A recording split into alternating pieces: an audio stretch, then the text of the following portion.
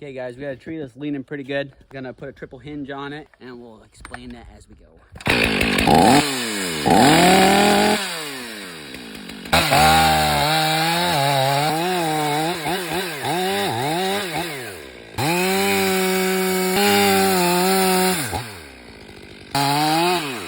At least 60-degree hinge, if not just a little bit more. That way we maintain control as we go down.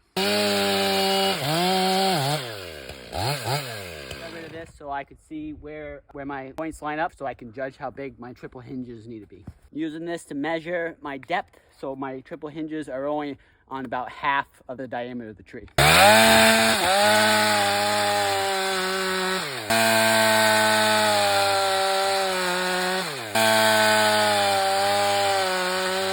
Winter time, so fibers don't want to bend without breaking, so that's why we put a triple hinge in this side.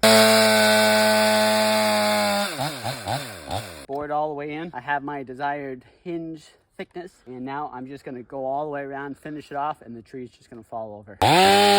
Just added security, put this in. Couple hinges, that's all we have to do, just in case we have to drive it.